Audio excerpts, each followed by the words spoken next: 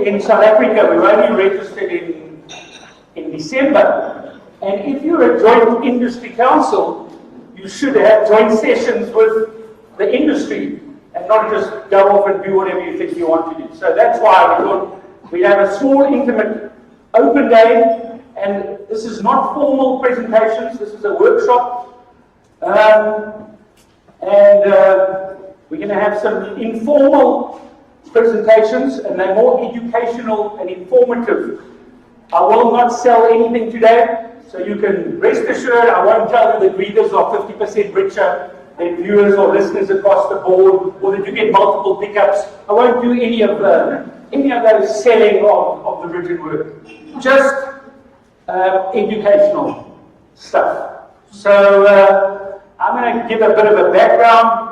I'm going to talk about LSMs and SAMs, because by the way, since we established the survey, the biggest single question we've got revolves around LSMs and SAMs. So I'm going to spend quite a bit of time on that. And then some questions that have been fed through before. I'm going to tell you about our currency survey that went into field today. And then Terry Murphy, the head of Nielsen Watch, is going to spend 15-20 minutes and take you through the wonderful world of fusion and all these new buzzwords and the consumer panel. And that should only last about an hour, and then we've set aside an hour for further questions. If you've got any colleagues who couldn't make it, we're live streaming on our Facebook page, so tell them of this exciting presentation they're missing, if they'd like to get on there. And if you're too shy to ask questions afterwards, you can just SMS your question anonymously to that number. I'll put that number up once in a while if you don't want to stand up. Okay, so that was charming.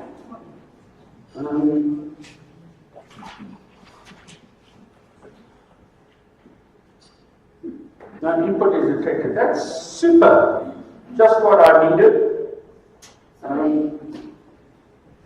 Where's can you call Takalani?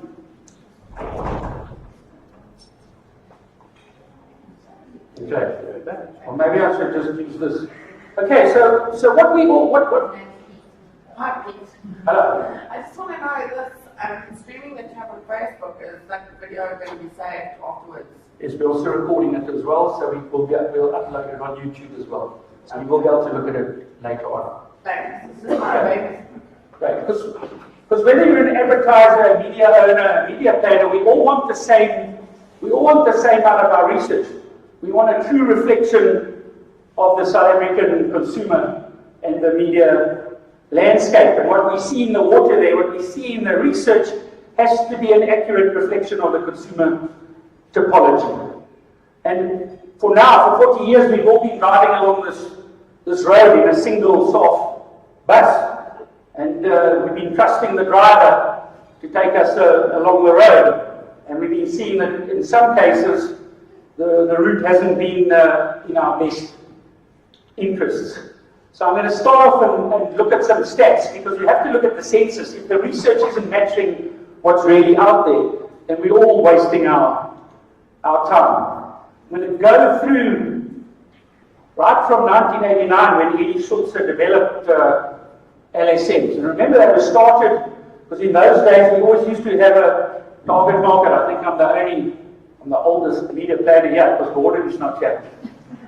Our target market was always white-coloured Asian, 25 to 49. They're Margaret and Susie remember those days, you see. So I'm not the only old one here. And Eddie Schulze said, why do we have these let's have an A-racial measure. And that's why, for Unilever, that's why they started LSMs. I'm going to tell you later how it's, in a strange twist of fate, it's become completely racist when it was designed to be A-racial.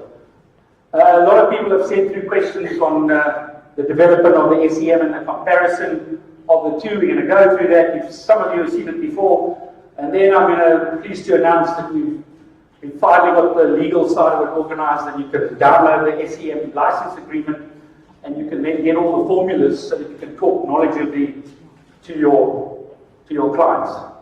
Okay, so starting off as Stats SA, and you probably all know this, all us demographers, you see, you planners, you wait for rugby results, I wait for the mid-year population estimates to come out because they're so exciting, and they come out on about July the 25th, so our timing is rather cute. The population is 56 million, it's going up by 1 million every year, and unemployment's gone up to 28%, but actually unemployment's 20% higher than that. Did you know if you haven't looked for a job in the month before the interview, you are discouraged, you're not unemployed? Okay, it's complete nonsense. You add those up and you get over 50%.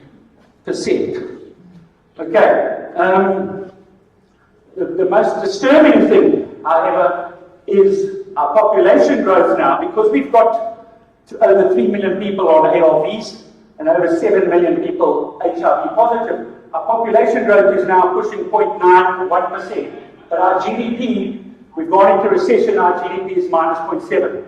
You're not hiding to nothing when your population growth is higher than your GDP. Okay, because all of us are interested. LSMs and SEMs are often shorthand for income, because you want to know whether the person can afford your goods or services. And Central Stats, or Stats SA, do a hell of a lot of work.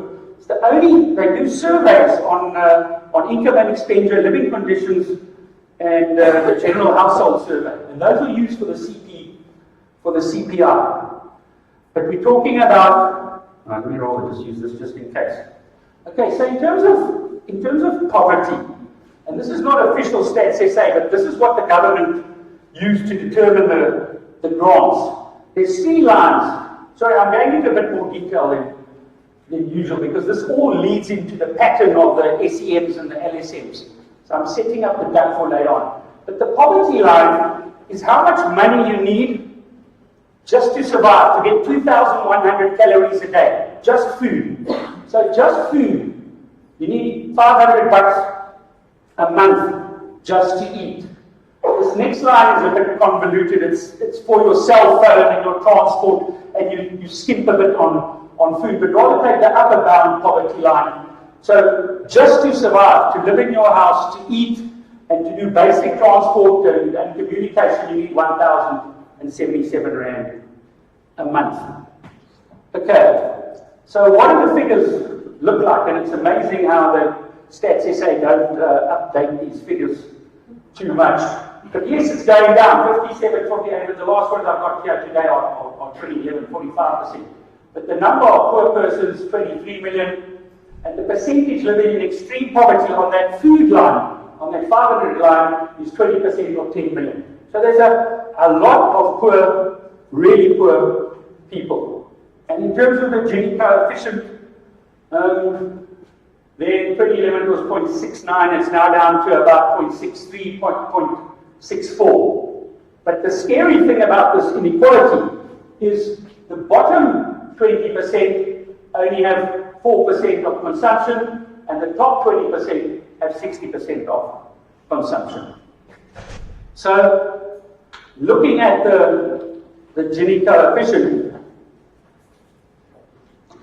where North is a perfectly equal society, and there you've got Sweden and Norway, and over the other side, where one would be perfectly inequitable, South Africa, you've got round about 0.64. Okay, so we are a very unequal society. This is in every survey, every 4 years, in the census, this is the fact of the matter. And in fact, the high Gini coefficient countries are in South America and in Central Africa. I have to show you one more stat from the census, because if you understand this, you'll understand one of the major problems with LSMs. When you look at the median age of the census, the median age of the African population in 2011 was 24, and the median age of the white population is 39.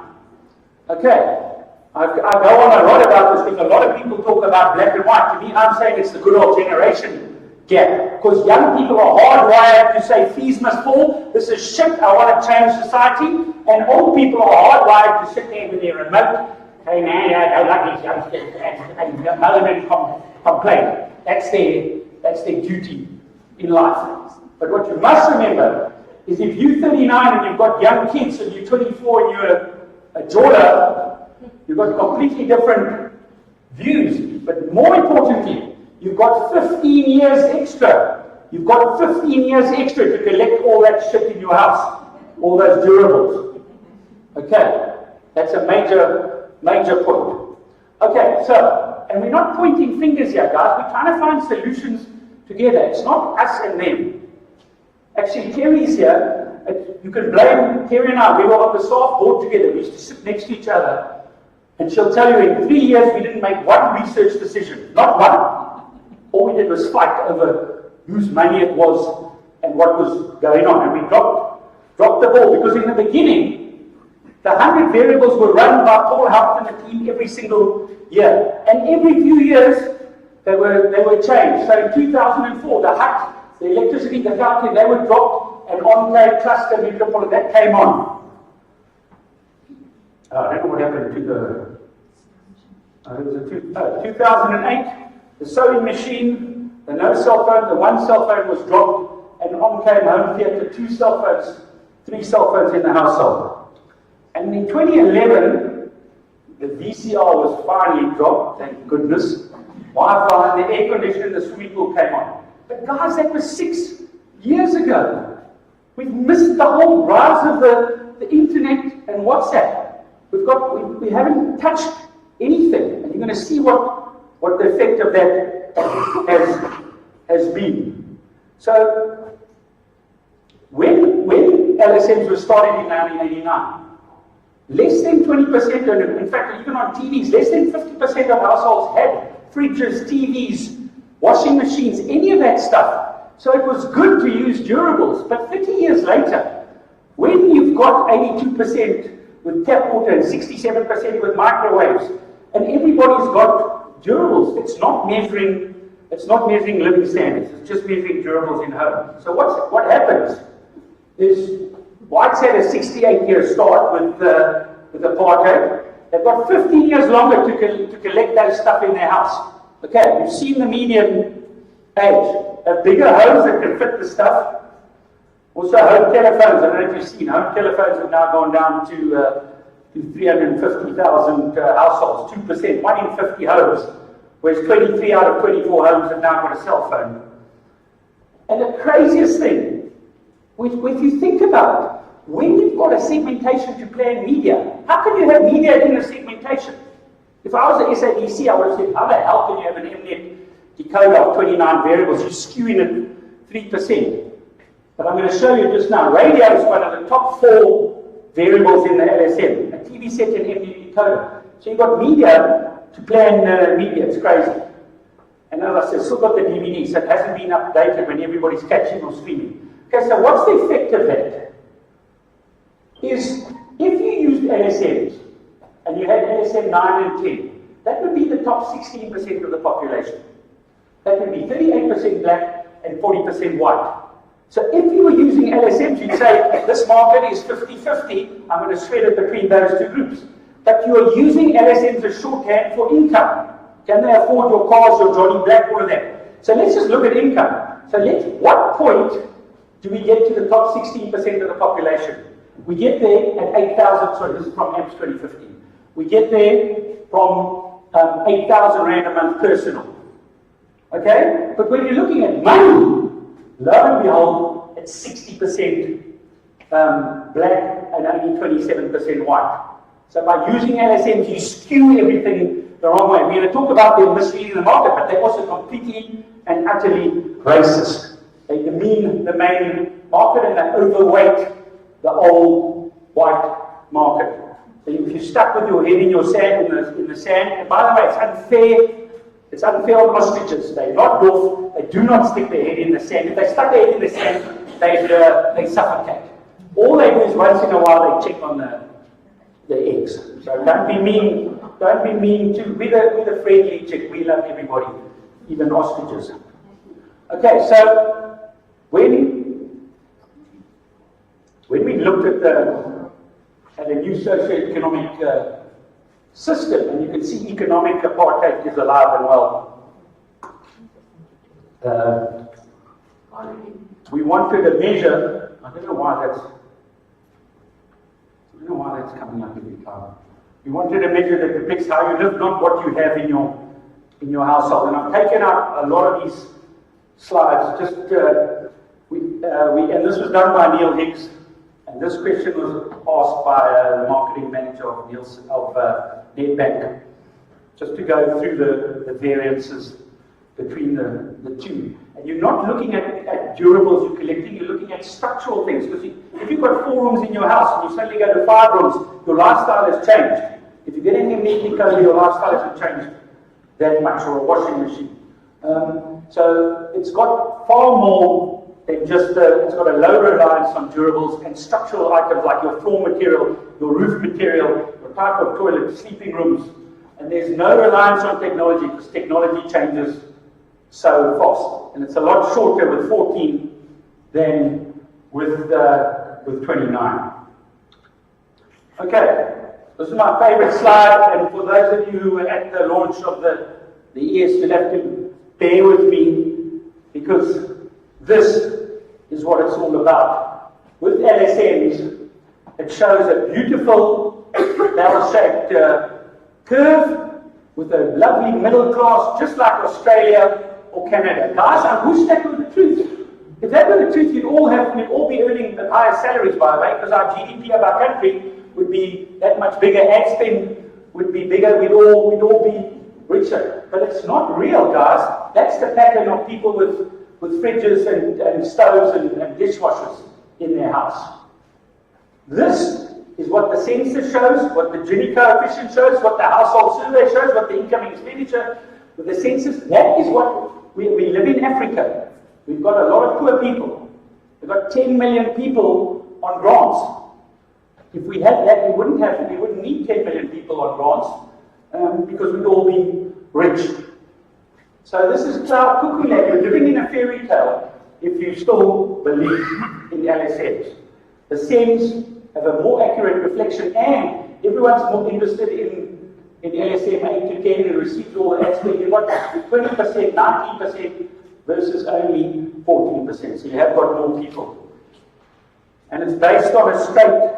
It's still in 10 groups because people are used to 10 groups, but you can actually key in Nielsen or in Telmar, SEM equals 58 or in any group you like. I'm not going to dwell on this. The patterns you used to finish seal for 4% to 99. 3 sleeping rooms, 27 to 93. Home security, 0 to 89. Okay, and the same with washing machines and motor cars and microwaves. But the most important thing of the lot is the community. Because if you look at poor people, SEM 1 to 4, LSM 1 to 4, in total, LSM's only got 1 in 5 households. SEMs have got 1 out of 2. But the most important thing is there's no us and them in terms of geography. In the metro areas, 29% of people in the metro areas are SEM 1 to 4. Whereas LSMs, because it's still got some measures on metropolitan Villa, that only 3%. And that when you drive around Joburg, look at the shanty towns. There's a lot of poorer people living amongst the richer people. Okay, and obviously that pattern is the same. Now, a lot of people have been shouting at the PRC and the BRC, and they've been saying, please, we are media planners. We have to be experts to our clients, and we have to tell our clients how they work. And you haven't given us told us how they work. So I'm pleased to announce we've now got the contracts, and all it is to protect the IP. If you are a media agency or an ad agency or you're an advertiser, if you spend R1 on advertising, you can go to our website and you can download the SEM license agreement. There's no fee. All you do is you just sign it, you send it to us, and we'll show you the scorecard of how it works. And it's very easy. It's so simple. Those 14 products just add up to 100. And it just says, each of them, this one's 5, this one's 4, and there's no 0.837 like LSMs. It's just a fixed integer, and you just add them up. Very, very easy to administer those 14. If you're a competitive media owner and you're not part of the BRC and the PRC, or you're a large research company, there's a minimal fee. Okay, and that's just a once-off fee for media owners and large research companies, 25,000 Rand, and for smaller companies, 10,000, and for NGOs and educational institutions, it's 5,000. Okay, some of the questions we've been getting. And the first one, when we went around the country after the launch, was from an old friend of mine, the oldest living media planner, Gordon Muller. And he published on his blog, and a lot of people have said to me, what's going on here? Why? And this is just looking at LSMs. So, let's get rid of Gordon and just look at the figures. So you're looking at AMPS versus the ES. And you're saying, why? Look at this. LSM 6 is massive for 3.5 million households to 5.5. That's impossible if it was, it's impossible. It can't have happened. There must be something else at play. And LSM 5 is a lot. And also you've lost a lot of your prime target market here at the bottom. LSM 10 is almost half, and you've lost at the bottom here. So it's all shifted to the middle. Now what is the reason for that? In research, there can only be the three primary suspects are the sample, the interview, are interviewers cheating, or is there substitution? You all know the famous story of substitution in the readership study of 1948. In those days, they didn't let the interviewer choose which house to subsidize. So which house will the interviewer subsidize? Substitute? They'll substitute the house without the dog. So when you look at a dog in household, instead of being 40%, it's 20%, because they'll change it. So you always have to watch substitution, by the way. And the last and most important one, which nobody ever looks at, and nobody looked at in this case, was the questionnaire. And what's causing this is not the sample. The sample, because the sample is more rural in the east. You could find more people sampling in rural areas. But that would have about a 3 to 5% maximum. The sample cannot account for these massive differences. So, what is accounting for it? Well, the first thing is that in any case, with that growth of durables, right in the beginning of LSMs, there were actually, like SEMs now, right in the beginning, there was a lump here and a lump there, because LSMs were showing the population. Over time, this pattern's emerged. We just got this huge, big lump in the middle of LSM 6. So LSM 6 has been getting bigger in any case. I don't know why this is a lot slower than usual. And we just got that same bell-shaped curve. And the median position of LSM has gone from 4.8 to 6.4. So that was happening in any case. But what's happened now is you have to look at those durables. And remember, not all durables are created equal. You've got some, and the way the statistician's doing this, and that's why Neil Higgs also had to do it with the SEMs. He had to have police stations and post offices to try and pull at the bottom. You try to pull the data apart so you get a spread, and you don't get it all clustering in the middle. So that's why computers get 0.31. So can you see in the LSM variables, some are worth 3 times what the others are worth. And these are the big ones. It's the computer, the cell phone, the radio. It's crazy. Radio is the fourth biggest variable. Now the average ones, and look at electric stove, because this is the guy that's causing more problems than anything else. That's 0.16. And then the not so important ones. Okay, so always go back to the questionnaire. And what happened in AMPS? In AMPS, it said, please read this list. So remember, you handed the respondent a list, aided awareness. They've got a list in front of them. They're not just listening verbally. And they went through the list. And on that list, they also asked 2 questions. They said, what have you got in home? And what have you bought in the past 12 months? and they went through everything. Okay, so what happens? You see electric stove and you see electric hot plate. We should actually call it an electric oven stroke stove, but we don't. We just say electric stove, which is a major problem. Because if I just walk in, and this is, okay, so what happens there is, in those days, when I first looked at the ES, by the way, I saw electric stove, 94%. And electric stove was 71 in amps. I said, what the hell? We haven't sold 3 million extra stoves in 18 months. There must be something else at play. And what was at play was the questionnaire. Because even if you don't have the option of an electric stove, and I just walk in and I say, have you got an electric stove? That little 200 rand SE double plate that you get at Macro, that's an electric stove. That's an electric stove. It's not an electric stove with an oven and anything, but it's an electric stove. So what happens? People just say, instead of it being split 20%, 70%, what happens is it goes up to 94% when you just say, no show card, no needed awareness, which of the following do you have in your household? 94%. Whereas on the AMS questionnaire, where you're splitting the stove with the hot plate, you get 71%. Okay, you get it. And that's one of the biggest variables. It's 0.16. It's at the place where you're getting multiple durables and you're going from 5 to 6. So what happens? 6 jumps right up. Hasn't really jumped up. We can say till we're blue in the face, don't compare it.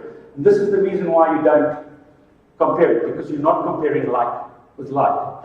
By the way, I never realized that on a lot of other questions that research companies ask, they don't show the show card. So all primary research was misreading it in any case, because unless you did that 3 things with a hot plate, you would be misreading it. Okay, so that's one of them. And the same thing happens across the board, where you're pulling at the top, because remember the top of LSMs also came down between the ES and AMS. And here it said a desktop, I don't know why it was in bold, but on AMS it says a desktop computer, a laptop computer. So you can think, you remember, my husband's got a laptop, and my son's got a laptop at varsity that he brings home. So that's what you had there. Oh, and you also had DVD player and Blu-ray player separately. So what's happened in the ES, you just get a picture to describe what devices are connected to your TV. In home, you don't have them in both, so you get 49 versus 59. And the computer desktop, which are the following you have in your home? 9 and 25. Sorry, this is actually also a function of the sample. The sample for the ES will only be correct after 12 months. That is a bit of sample as well, because that can't account for such a massive difference of 9 to 25. That's why the top end of the market has also declined. Okay, we're not going to go through all of these, but if the wording is different, you're going to get a different 3 or more cell phones, 37 to 53, because here you ask, owned, rented, vehicles in the household, you say, station wagons, minibuses, combis, and you get different figures and radios. Okay, so that explains that. Okay, now to tell you a bit about our publisher audience measurement survey that we're very excited to be working with Nielsen on. In our brief, we said we want to do multiple platforms. We're not interested in just paper as we were with apps. We want to fuse them to the establishment survey. And can you believe, media owners, we actually said the high readers per copy issue needs to be addressed. We the same, we want figures that are closer to the truth, and we wanted it linked to our mobile panel. And Angelique and the team went all around the world. I'm going to show you, we've got stuff from the Netherlands, from New Zealand, from everywhere. We think we've got a really good measure. I'm going to show you some of it today.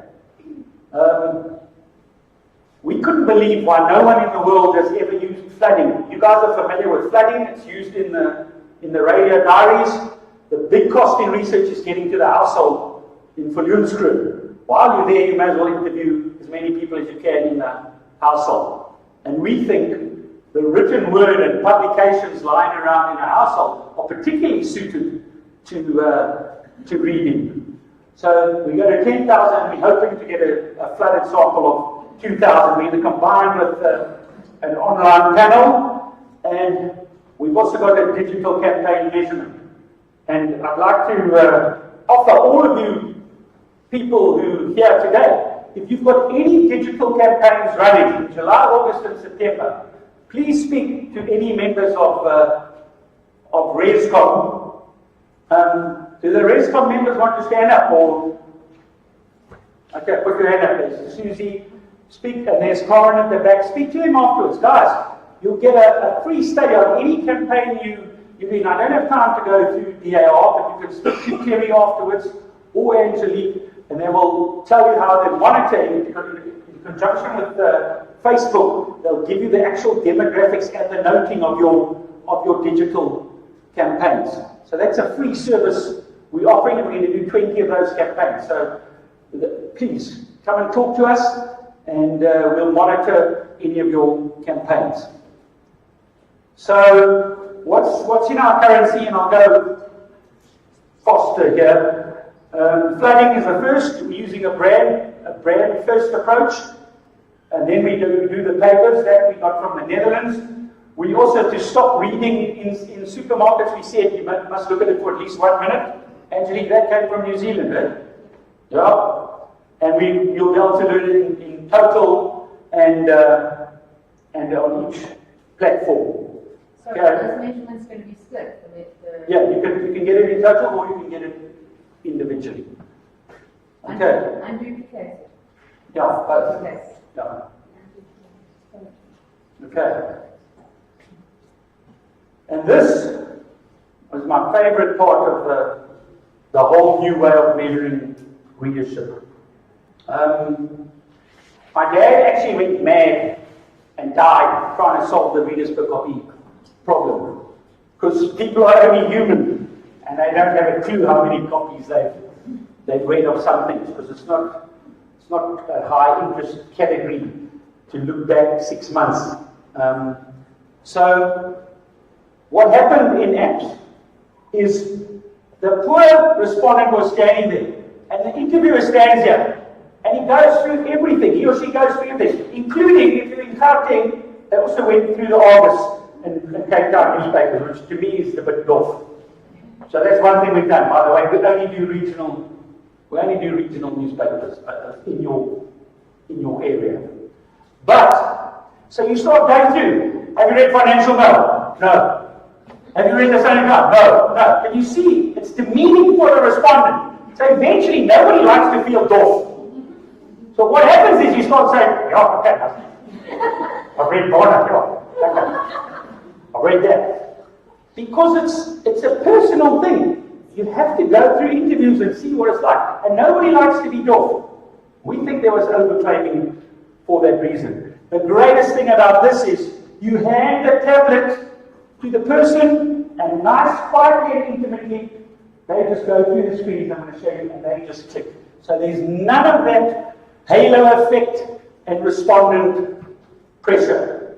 We've got really simple, beautiful screens that took Angelique's colleagues weeks to put together, and it says online or paper, and it's easy to just click none of these, so there's no pressure because the interviewer doesn't see that you're not reading anything, and you just go through these screens at it's almost like a self-completion.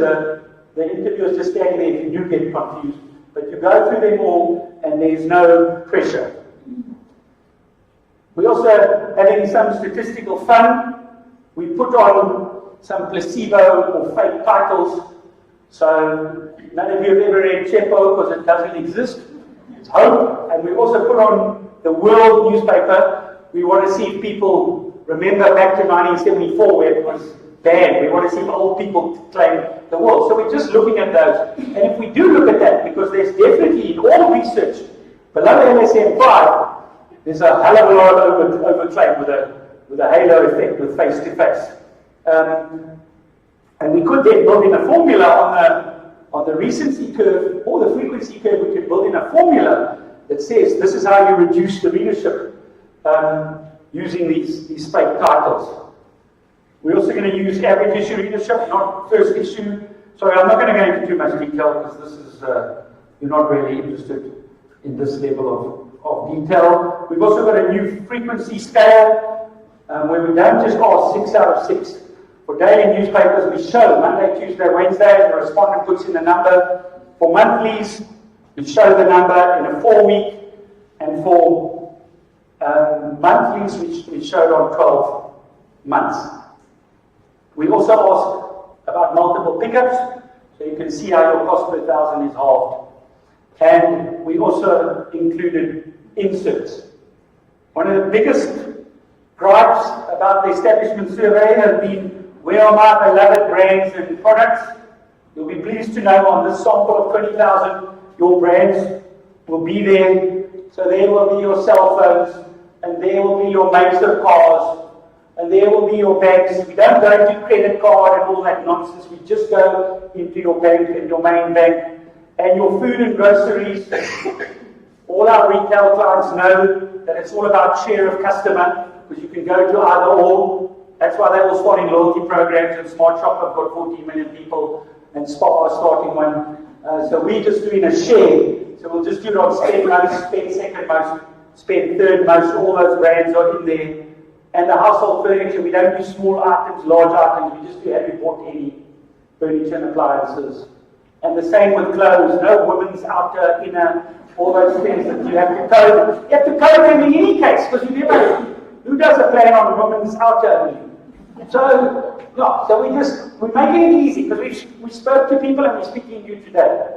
And if there's anything else, well, you can't change the questionnaire, but you can change it next time. Okay, and all the normal demographics, and all the geographics, and the SCM and the ASM, and the fusion hooks are there to the ES and the IIB digital data, and the really cool panel that Terry's going to tell you about now, and I stop my boring part and she starts the good part. So the fieldwork began today, and we're going to look at 1,100 weighted pilot results in September, and the next time you see me standing up rabbiting on will be in early February. And we have to say this, the data will not be comparable to AMS, even the paper measure. And before I hand over to Terry to tell you some really interesting stuff, there's that number again if you're shy. Okay, so Terry, there you go. We're not pressing my down button there. No, I'm sorry about that. So you can be more interesting.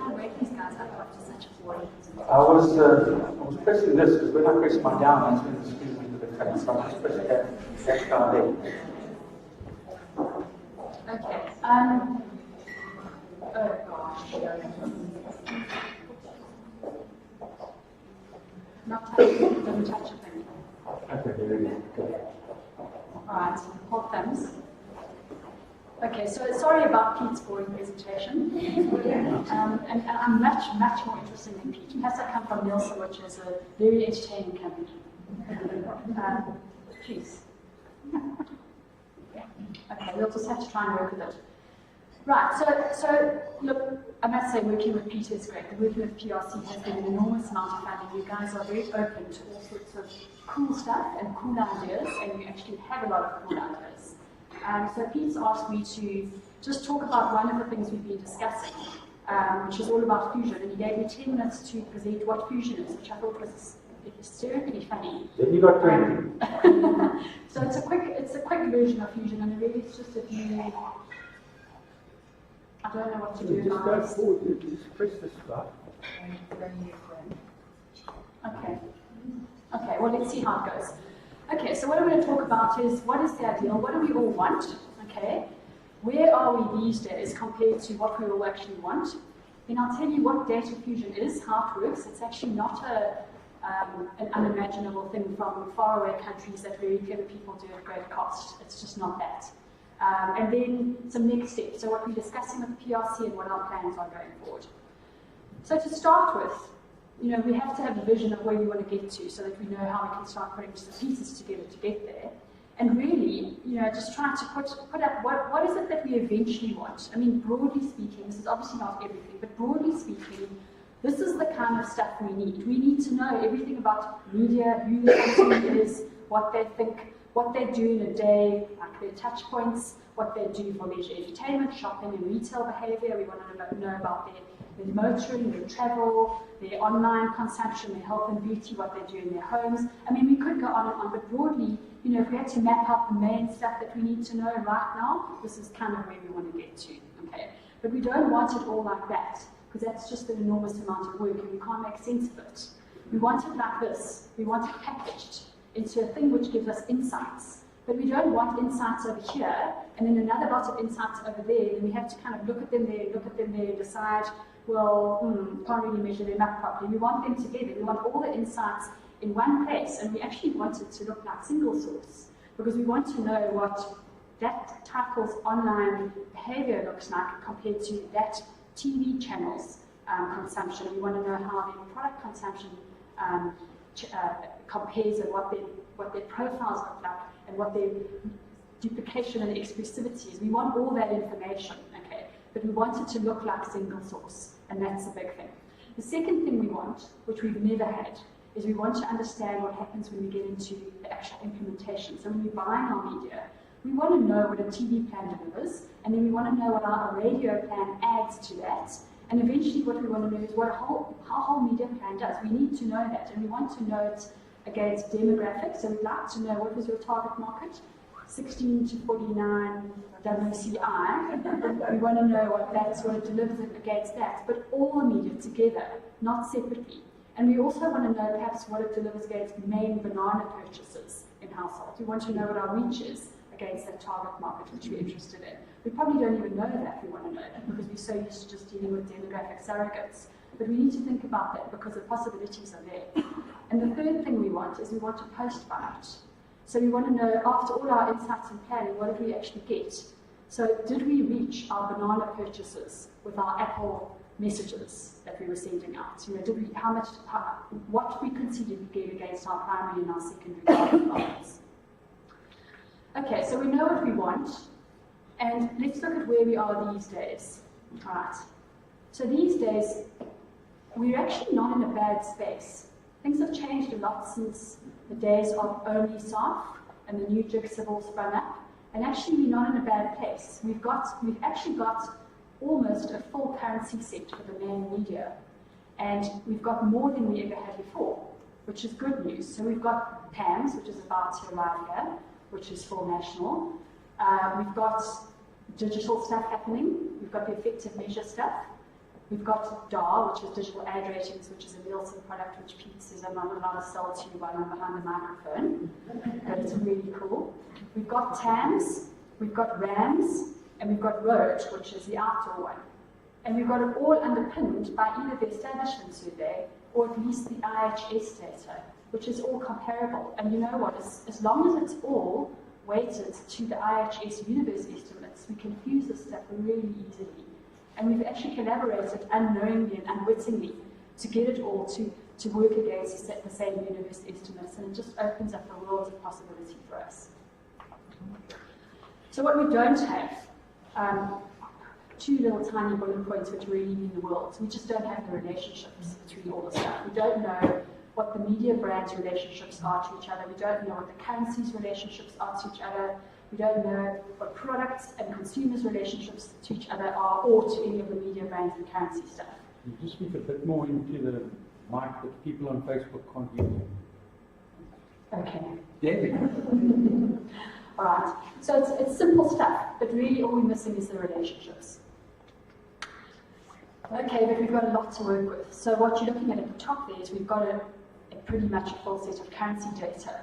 But what we haven't thought about is all the insight data which is already out there, that people have paid millions and millions of rand for, and it's sitting out there in the industry. Okay, so we've got AMPS 2016, which is about to arrive. It's a re-weighting of the AMPS 2015 against the 2016 universe estimates, and staff will be bringing that out quite soon. That's just to tide us over this year in the absence of not having another single source survey this year. We've got something called Home Panel, which has been around for a while, and I'm going to talk to you about Home Panel. We've got GCIS, which is a government guys. They've done a segmentation, a government-based segmentation. We've got Future Facts. I'm sure you guys have heard about Future Facts. You know, it's really interesting psychographic stuff, attitudinal stuff, really deep, really interesting, probably from newspapers. And we've got endless things. I mean, I can put them on here. We've got, for example, at Nielsen, we've already got a full financial services omni. So the financial services players come together and we do an in-depth financial services. We know what they're doing, why they're doing it, when they're doing it, how, etc. So there's just a lot of stuff going on. Right, let's talk about single source versus fusion. Right, the thing about single source, I actually wanted to make this whole presentation Dr. Seuss, but I thought that's not very Nielsen. Okay, so the reality is that all markets fragment as the world becomes more complex. No one can dispute that. Every single thing fragments. And when it becomes more complex, what we have is we have fewer respondents per question. We have more questions to understand the complexity around the brands and the number of brands. We have longer questionnaires to accommodate these things. And with long questionnaires, you sit with poor quality responses, and that's the problem. Is you land them eventually after 2 or 3 hours of your interview and go, I don't care, I bank with everyone. I just bank with everyone and I read nothing. You know, that's how you eventually go. It's called respondent fatigue. And that's the problem with single source. You get poorer quality of questions as the world fragments. So inevitably, the single source thing, which we were lucky to have for many, many years, the single source thing just won't do the trick into the future, and I think everybody knows that. So media fusion, which we used to say, fusion, yeah, it's a big word, fancy word, happens overseas and it costs 8 million rand. That's what we used to say about very, very complicated. We don't have fusion experts in South Africa. No one on the continent can do it. There's only one guy called Tony Twyman or something, you know, that can do fusion. Anyway, that's not true anymore. You know, what's happened in the last 10 years is that fusion's become the preferred solution because the guys in the other countries know they're quite capable of creating one big long questionnaire, but they don't want to because they realize that you get a lot more out of fusion and the potential that comes out of fusion serves everybody better. So what it does is it enables you to get much more granular data per media type or per product category or per whatever you want to look at per financial services provider. It enables good cross-platform behavior analysis. Okay, it supports analytics because you've got good samples and you've got reliable data for people who haven't been sitting in an interview session for 3.5 hours. Okay, you get flexible media and target creation. You don't just have to use demographics. You don't have to use 21 to 49-year-old white Asian women. You can actually use banana purchases. How much TV do they watch or how many magazines do they read? And you get really good unduplicated reach and frequency planning. And this is what the rest of the world is doing, and it's done all over the world very, very successfully. Just on a practical level, before I go on, I mean, we've got a bit of a sort of a holy grail there in the middle. Every media type and everything that everyone does, thinks, buys and consumes. But in many countries, they don't start like that, because you don't just start off like that. In many countries, they'll start, for example, with TV, online, and home scan, or they'll start with online, print, and home scan, or something like that, and then they can add more and more things to it.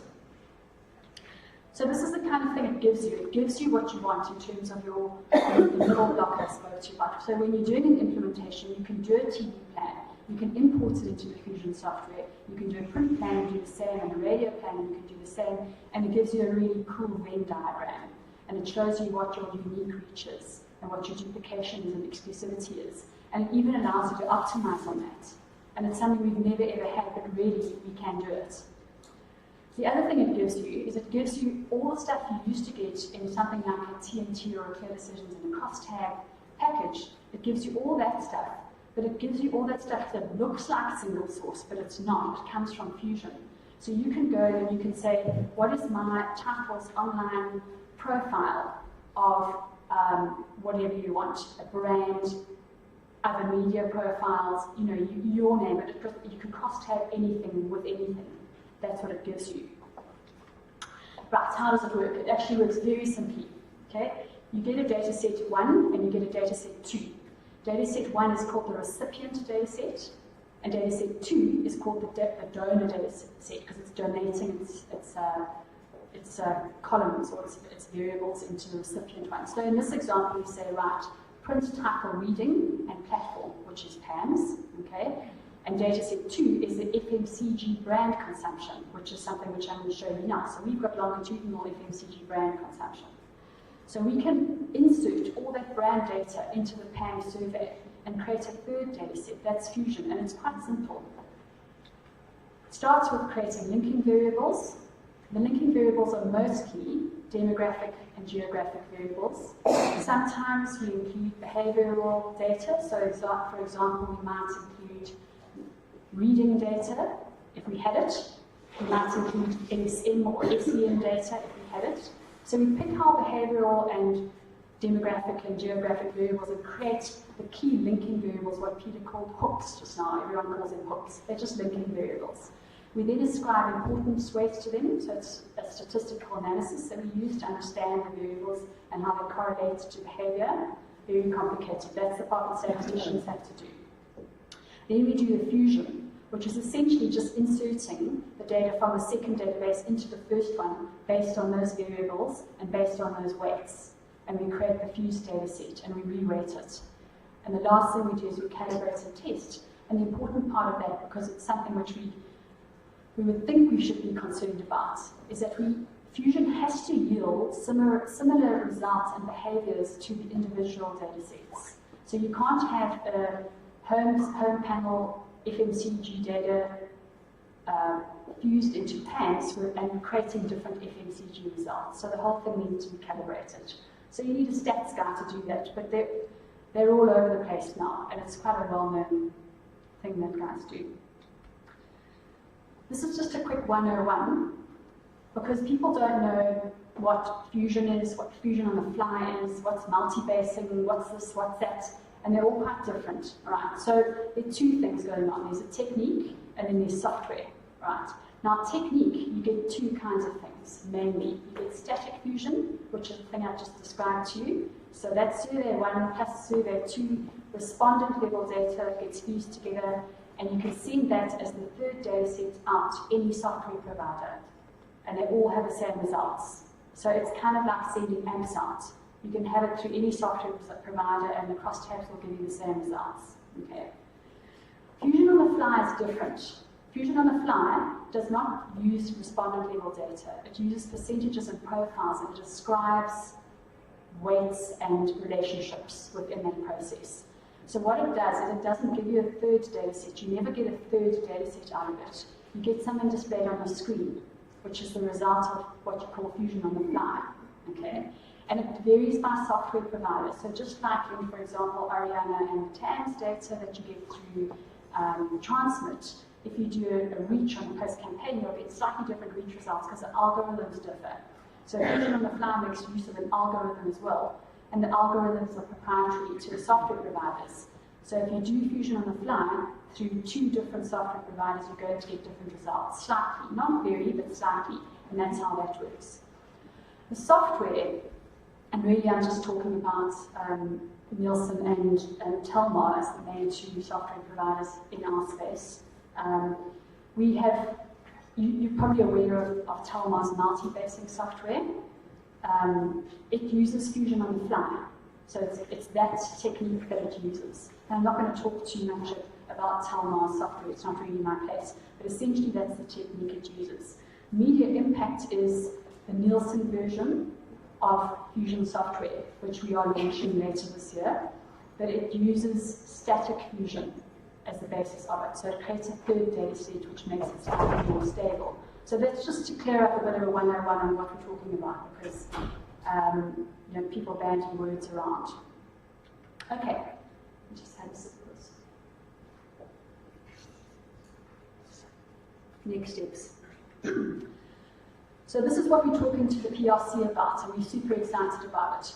We're talking about fusing something called home panel. I'm going to give you a bit more detail on the home panel next. But really, we're bringing home panel into the PAMS data set next year. Not before it launches, obviously. PAMS needs to be launched first. After PAMS launch, we want to bring this in as the fused data set. Now what it gives us is this. On the PAM side, as you've had a look, here's just showing you get retail outlet for furniture and appliances, for clothing, for food and groceries. You get cell phone network, you get feature versus smartphone, you get banks, which banks do bank with, and the motor vehicle stuff, and you get SCM and ASN.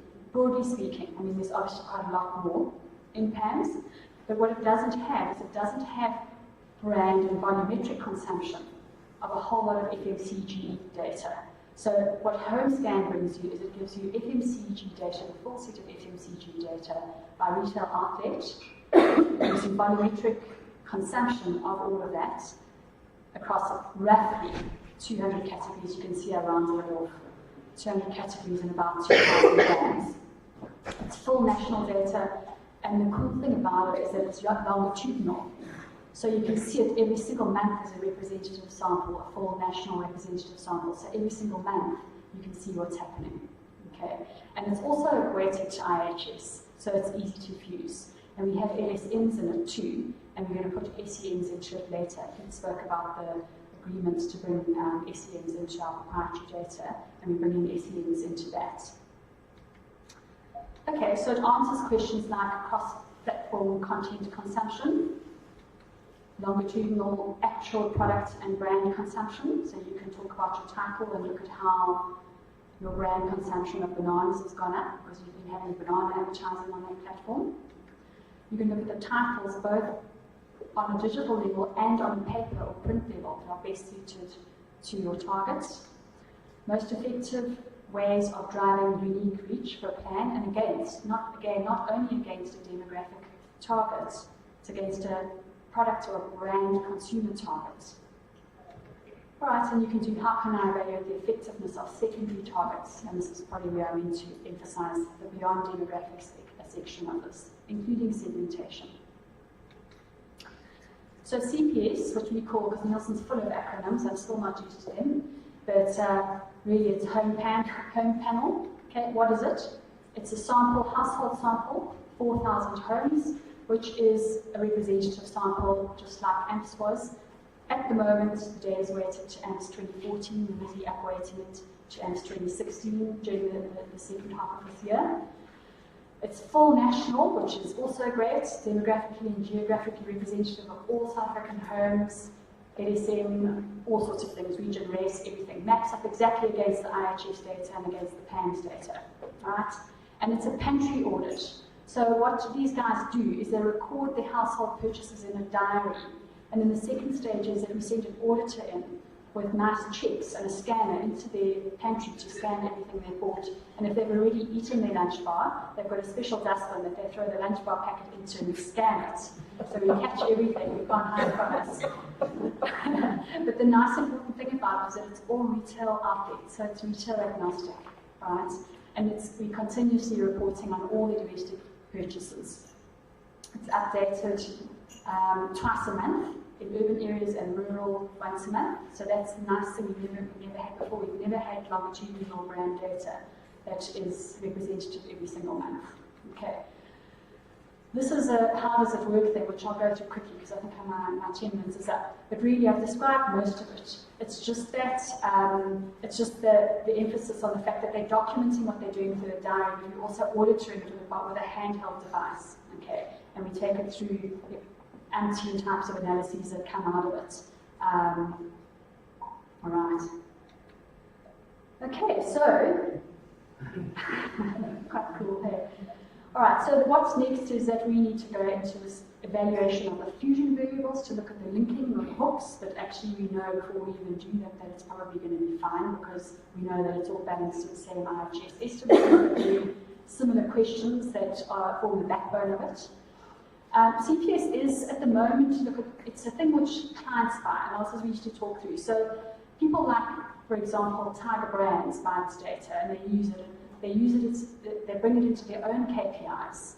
So it's useful from a media agency point of view because you're measuring it up against exactly what your clients are using to create their own KPIs internally. But what we want to do is we want to bring it into the industry as something which is very affordable, okay, because we actually want everyone to have access to this. But there is going to have to be some kind of a charge to cover from the costs, and we're just going to discuss that. And I mean, we're still in the workshop phase with it, okay? But trust me, we're not going to try and rip anyone off here, okay? We need to confirm timing and then basically price it and make it available to the industry. Here we go. Any questions? Please, or you want to have some questions later? No, we can go. Yeah. How is this? Because the other day we went off to some yacht club and we were presented with this new forum that they want clients to fund. So it was almost a duplication of everything that's happening. Isn't this a huge step towards delivering on that? Well, yes and no, I suppose. You know, this is PAMS has got a lot of its own brand data in it already. So all the financial institutions motor because all the major categories are already in PAMS. CPS or home panel is FMCG data, and there are differences. You know, I don't know exactly what the SAF plans are. The MRA, is what they're called, MRF. Yeah, we're not exactly clear on their plans. Peter might be able to talk more to it. We're talking to the MRF and everyone, but for us, we say this real-time, real data, not claim data, actual purchases, updated every 2 weeks. That's where you have to go. You shouldn't actually recreate ads for the diary where people are trying to remember what they bought. That's why this model, Fusion, once you get your head around it, it's a much better mousetrap, and it's the way to go. You can't hanker over apps and try to recreate apps. You rather do something in the new, brave new world. And it sounds like it's going to be much cheaper because of the way you do your research, your sampling, or what you call interviews. Whatever, the MRF will go down that road and do what they need to do, and that's fantastic. But we talking to them, we're saying, look at this, look at that. And in any case, in the interim, because that will only come out at the end of next year, soonest, we know how long tenders take, we've just done 2, we did the ES and PAMS. For next year, you need to plan on brands next year. You could have it straight away without waiting. So yeah, we talk to everyone and we. So this is amazing. But unless I'm mistaken, this is only measuring print against all those amazing branded variables and.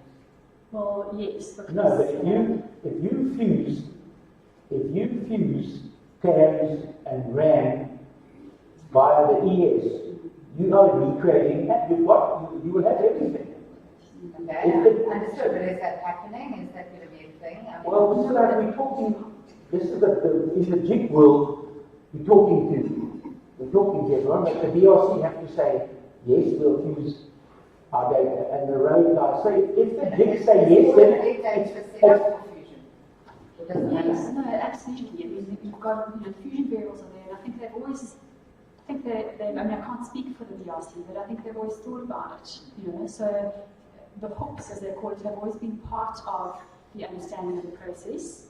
But as Peter says, the owners of the data, they decide what they want to do with it and what they'll allow to be done with it. So, Peter's asked Nielsen to work with him on fusion in this area, and that's what we are doing at the moment. We're not the data owners of PAMS. Sorry, and why I asked for me myself, this has limited use. It's great on print, but that's not even where I start making my decisions.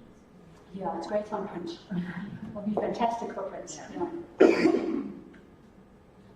yes, but if everybody fuses, you'll be back to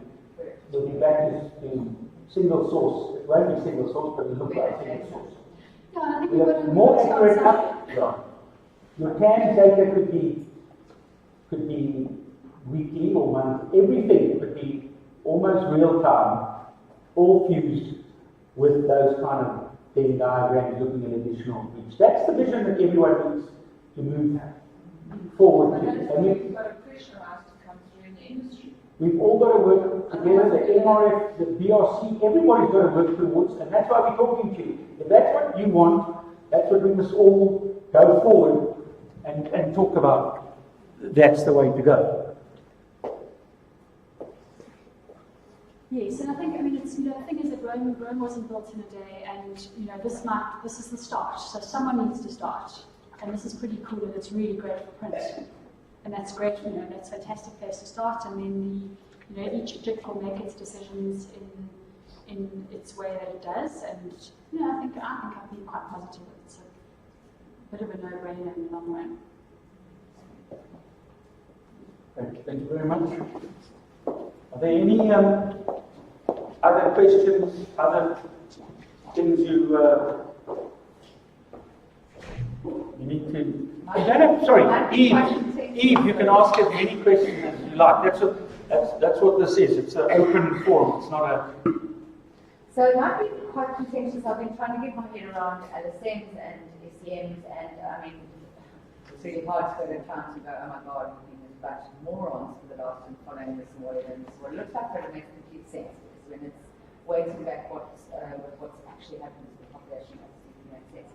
But why are we going to another measure of what you have in your household, rather than just going to the income, which is always going to be an indicator of what you can afford to buy. But that's why, if you need income, don't use SEMs. If you want income, use income. The only negative about income, we put it right at the end of the questionnaire, because in the old days, 8 out of 10 people didn't answer it. Now 7, now 6.5. So we're modeling income. But you've got, if you look, and that's what I always said, why use a household thing if you're interested in affordability? Forget about it, just use income. But my only question there again is because I've been trying, because it's more stable and whatever, but as soon as you go into the high end, certainly on the existing, it's completely useless. So you can get a total universe of those people. Once you start cross-tabulating it, it's meaningless. So does this change at all with the way we do SEMs? With the ES, or I don't know. Okay, with the ES, actually with AMPS, the sample of 50, 60,000 was 240 people. I remember you could never do any analysis. That's actually got smaller with the ES because we've got 40% of the sample being rural. But that's where, and this is where traditional research doesn't work. The sample goes for a loop. That's where you need big panels based specifically on purchases and scan. That's why it's a better mousetrap. You never get the top end. And by the way, that's why we're going online as well, because time is money to the top end, and they're sitting in gated communities and they're worried about securities. That's why you have to start trying new methodologies and moving into that area. Because you're right, the top end data in this country. You tell them that this is actually meaningless. That's exactly right. The sample on AMPS and on the ES was too small to analyze. So, yeah. Okay, but that's okay. So that's something you're saying. We'll take that to our partners on the VRC as well. We'll take that in PAMS. You need top end information. That's what you're asking. That's one of the takeouts we're going to take from this. Give us top end. But I mean, the reality is there is that top end survey, so that UCT wants to contribute that. Yes, by the way,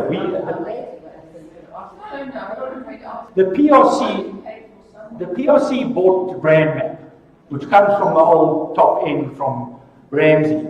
Let me tell you, that's a lack. It's 26,000. It's online. It's not random probability.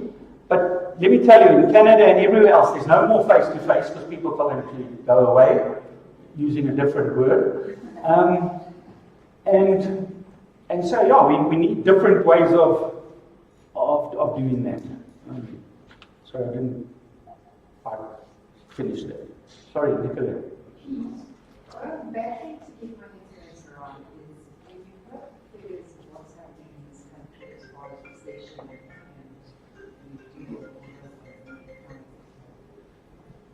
Is there not a roving mic, or can you all hear it? Okay.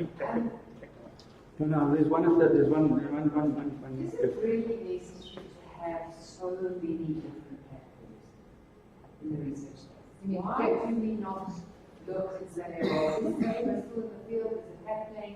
Roots. I'm just talking about the open space. Why don't we just consolidate it? By ethos, by agendas, let's call it the way it is. Right. I mean, Right idea. how do you get everybody on the same page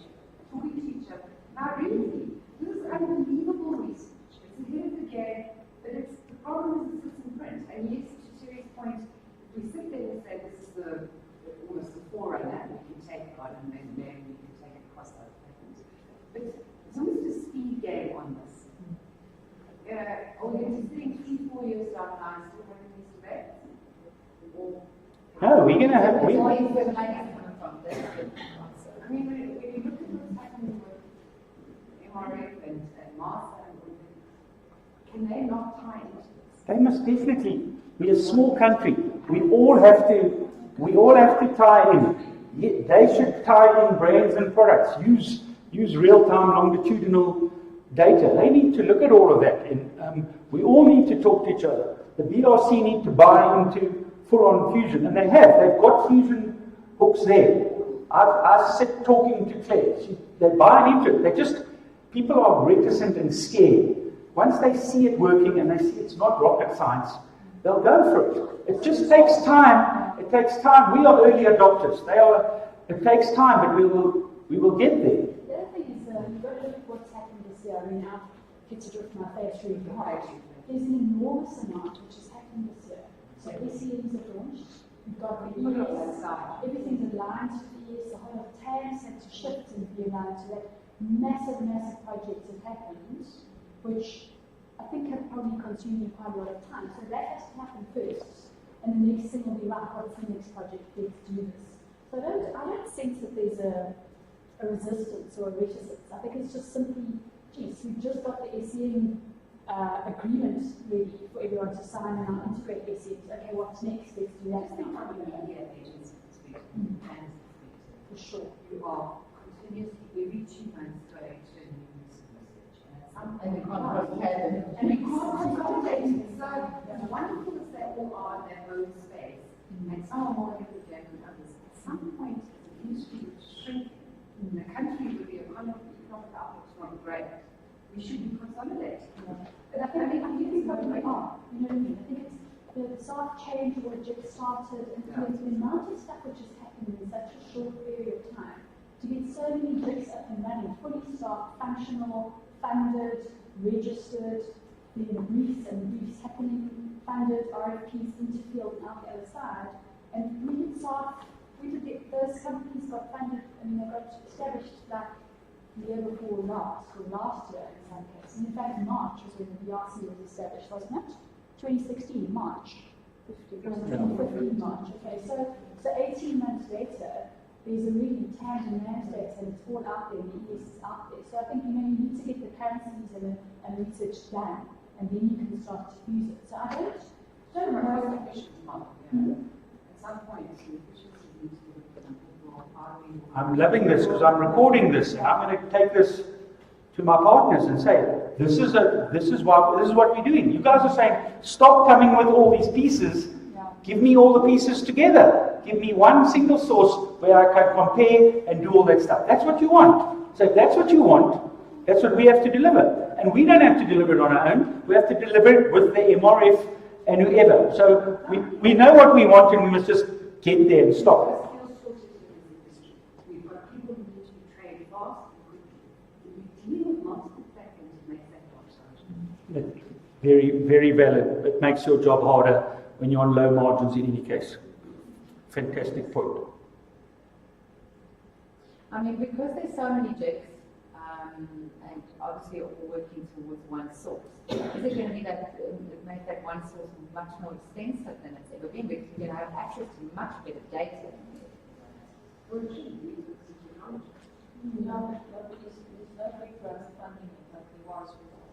When I was on the soft board, we did an analysis of what it would cost. And this new it's happy days for research companies, because it costs about 40% more instead of doing it all in once. But the problem is, AMS was limited for those points that Terry was making. It was getting too long. In the end, it starts becoming like TGR. When you get respondent fatigue, I don't know if you've ever analyzed it, you get no nuances, you get no mindsets or patterns, especially if you're in strategic planning, not media planning, because the respondent just starts, and they just start filling it in. It doesn't work. The days you can't get back, so we do need all these pieces, and we're funding it by everybody funding their own with bigger budgets. But at the end of the day, it has to go into one place where you can start doing the Venn diagrams and do added reach. Else driving you nuts. Do you know, the thing is too, just to add to that, so, you know, the funding is happening for the Jackson and currencies independently, the brand new service fully funded by Jackson. But the other research that's out there, so for example, Future Facts is already self-funding, right? So to fuse, I mean, I shouldn't be saying this without Josh being in the room, but you know, to fuse Future Facts onto that, it's not that you pay for another survey again, all those insights to go in, then it's already done. Okay, it's a self-funding, and then it's for them, it's probably an additional revenue stream, but nothing like the cost of doing it again. You know, and the same thing with the CPs, The home panel, yeah. It's already a business inside Nielsen that runs on its own. You know, it's not looking for funding. It's just, you know, so I think in some ways that's why they can charge a minimal subscription, because it's already been paid for. This is a bit of cream on the top, and then from that point it's a lot cheaper than doing a 1,500 leave behind diary. That the quotes we got were 12 million rand, and that's the go. Sorry, I don't think that's a secret. That's the going rate to go back and collect a diary a week later. It's silly when you've got real-time purchases. So but the MRF, by the way, the nice thing is the MRF will find this all out as they do their RFP. And we may be a bit ahead because we've done this, but they'll look and say, okay, so actually the answer is not we want abstract and we want to go. The answer is to do this. And they'll go along the journey and we'll be there and say, we're waiting, we want to do that, let's do that. So we're backing two horses. We've got the establishment survey and we've got TABs, by the way. If we have hiccups with the establishment survey, we've got our own 20,000 random probability sample, national, with brands. We don't have to be hamstrung by having partners. We'll just do it with a really nice sample, and we don't have to ask anyone. We can do it tomorrow. And then when the others come, we just link them. So they're all waiting there. It's just people are reticent and they're scared of the future because they haven't done it. I don't know, did you guys enjoy? I love that fusion presentation because it just takes the myth out of it that you need males becoming females in algorithms. It's really just a step-by-step process. Thank you, Terry. That was a lot more interesting in my part. Yeah.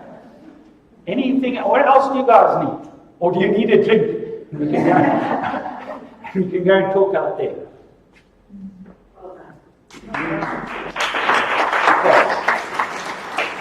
Right, well, thank you everyone for coming, and let's have a drink, and Terry and all of Rescom and anyone will help answer any questions, but it's much better to do it over a drink. Thank you everyone. Thank you to our Facebook people.